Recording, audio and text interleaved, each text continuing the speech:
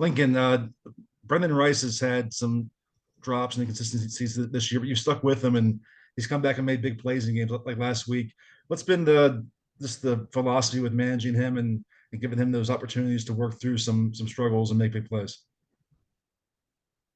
He's been a really good practice player. It's a guy that continues to really work at his craft. He's been an excellent blocker for us. He's really been a difference maker in the blocking game. And you're right, he's made a number of big plays. I know he's got a couple that he'd love to have back from the year, but that's part of it. And the key is he's been able to respond. And I think the 1-2 punch of him and Ford out there at X has been, especially here in the back half of the season, has been important for us to get those guys going, for them to make some plays, and they certainly have.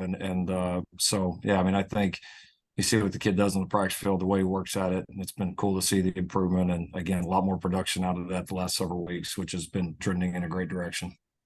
Thanks. Ryan Carchi.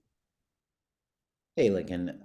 I know Max has been dealing with an injury, but I'm curious what you've seen out of that nickel position these last couple of weeks. I know Littrell seems like he's come on a little bit. What have you seen just out of the position as a whole, and Littrell maybe especially recently?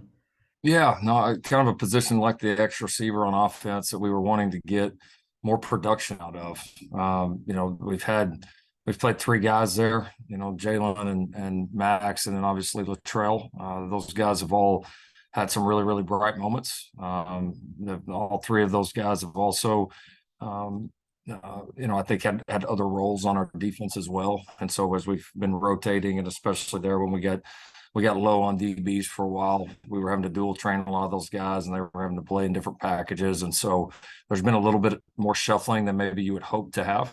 But yeah, I think looking for production. I mean, that's the name of the game, is those positions out there have to produce. And we kind of used the term last week, I think, shared with you guys that we don't want placeholders out there. We want playmakers. And you can have guys that are in the right position, and that's good. Like, it's a good start, right? You got to be lined up, you got to be in the right position, you got to run the call. But then you're going to get some amount of opportunities to make those plays, and you got to have guys that make them when that opportunity shows itself. And so we've continued to keep the competition on going. And I think that's a little bit of the evolution of it. I mean, in spring, early in camp, it's probably, as these guys are learning it, it's more, all right, guy does well and he's in the right spot all the time. Like, that's pretty good, right? That's a good step. But now, we're getting to the point where, we're not inventing a bunch of new calls. Like, our guys know what we're going to do on both sides of the ball. The bus should go down and the playmaking should go up. And we've put that on the guys and said, hey, you want to be on the field. You got to be out there finishing plays, not just being in the right position. Jack? Hey, Lincoln, from your perspective, how much more difficult has it become to defend the offense thanks to guys stepping up in Mario and Jordan's absence?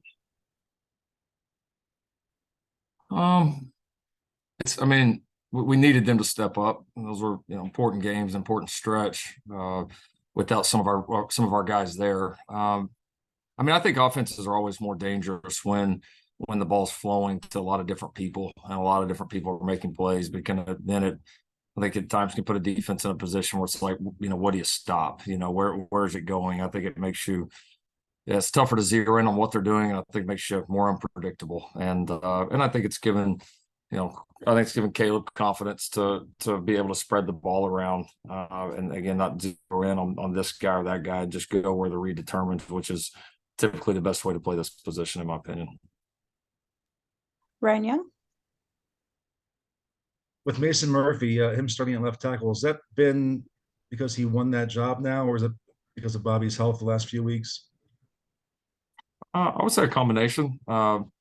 It's good to have Bobby back a little bit last week, and I think we'll have him back in a little bit more of a full capacity, hopefully this time going forward. Some of that time for him, like many of our other banged up guys, has been valuable. He's been able to, kind of get his body back underneath him. And so, yeah, I feel like in my mind, we have kind of 1A and 1B in terms of starting left tackle. I think Mason has done a great job and certainly made a strong case for continuing to play a lot of snaps. And then obviously, Bobby's experience and his play throughout the year warrants playing as well. And so, no, we're in a good position there. It's good to finally have guys back healthy and available, and we'll continue both with what starts the game and then how the games unfold. We'll continue to evaluate that and try to get the best 5 out there. Thanks. Adam? Yeah, Lincoln, I saw you talking with Bobby after practice yesterday. How is he doing after the tragedy at his former program, and how are you guys trying to be just mindful of what he must be going through? Yeah, it's really, really difficult. You know, I mean, that's obviously guys on that team, some that he was teammates with for multiple years. And no, I mean, it hit him hard, like you know, I think it would have any of us had we been in that same position. And Bobby's a great kid. You know, he's got a lot of love for everything here, but certainly a lot of love for Virginia and his time there. And so no, we've tried to certainly surround him, you know, this week and just, you know, be there for him. He's definitely, you know, there's a bit of shock and mourning, certainly, I think, for anybody with it that goes through something like that, something that tragic. And so, yeah, we've just kind of used, I would say, just the full power of our program and all the great people in it to lift him up and support him. And I know he'll be playing Saturday with Virginia and their team and specifically those 3 players on his mind. Ryan Carchi? I know you said earlier this week that you were hopeful about Eric and Mario. Any update on their status for Saturday? Yeah, they've progressed. I expect them to be available on Saturday. Ryan Young? Corey Foreman had one of his better games last week. I know we asked about him a lot, but it's been a while. What have you been seeing behind the scenes from him as he's continued to push for opportunities? Yeah, did a nice job on Saturday. He did. He made some plays. Was good to see him get in there and really play aggressive and just kind of turn it loose. And so no, it's a great step. Again, continuing to look for guys at all positions, all sides of the ball that are going to get in there and take advantage of their opportunities. So you know, Corey's continued to work hard and he's continued to progress. I thought we saw some real positive steps on last Saturday. It was fun to see him out there making plays and see his excitement and his fire. And now the challenge for him has been, now let's go build on that. You know, let's go have a great week of practice. Let's go build on that momentum, because listen, whether it's Corey or anybody on our roster, if guys are out there making plays, and they're doing it consistently, they're going to earn more opportunities and get opportunities to make even more plays. And so our expectation for Corey is he keep battling, keep improving, and build on that, and hopefully have an even better week this week. Mark? Hey, Coach, earlier in the week, you touched on the rivalry subject. You know, you and Caleb have been involved at Oklahoma State, Texas rivalry. Is there a difference playing this type of game in the middle of the season compared to the end of the season? Especially with the game. Yeah, it's a good question. I mean, the ones we can relate to, I mean, OU Texas was always in the same spot, you know, kind of their midseason. Oklahoma State typically was towards the end for us, the Bedlam game there. Yeah, it'll probably in some ways feel more like that one, just in terms of we had several games against Oklahoma State, you know, through the years there that decided, you know, conference champion or who was going to championship game. I mean, there was typically quite a bit riding on that game. So I guess relative to some of our people that came from Oklahoma, that's probably the one that'll be the most similar. But yeah, I mean, I think there probably is. I think the answer to your question is especially if both teams are having good seasons like these 2 teams are, then you've got the added on top of the rivalry. Like there's some pretty direct repercussions of it, right? Some direct consequences and opportunities associated with this game that maybe feel a little bit more front and center because it's right here, you know, at the end. It's our last conference game.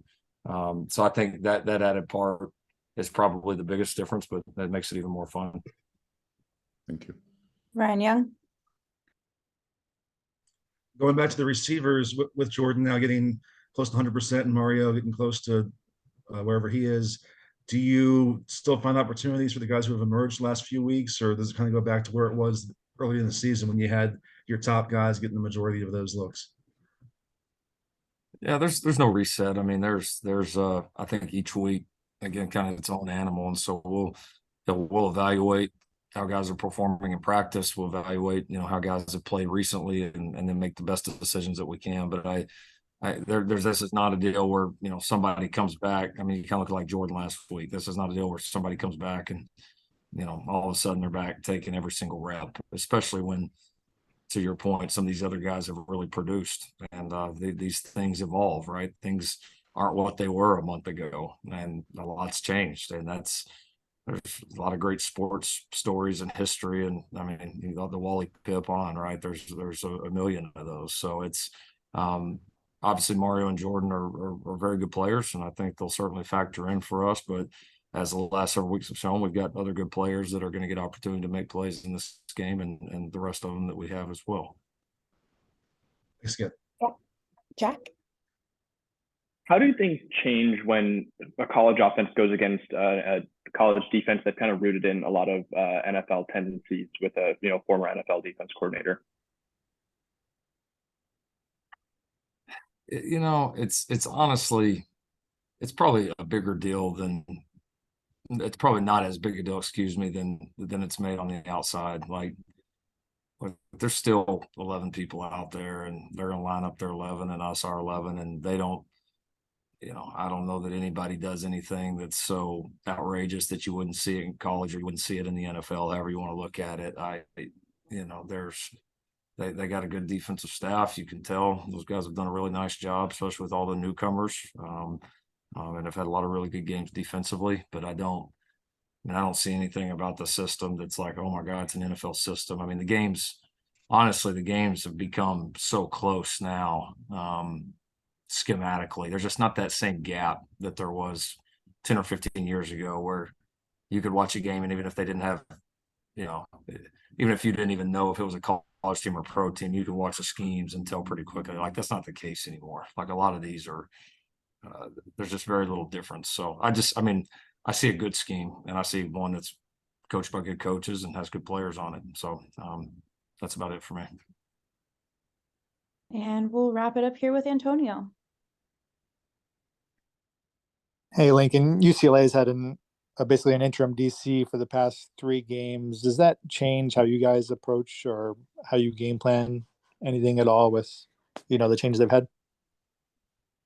I don't think so. I mean, don't know, obviously the entire situation there. So I don't think anything that we would speculate on. And then certainly I don't, it's not like they were having a bad year and all of a sudden scrapped it and changed it, and all of a sudden just, went in a totally different direction. If that was the case, then maybe it would, but they're still following the plan of what they've done all year and done well.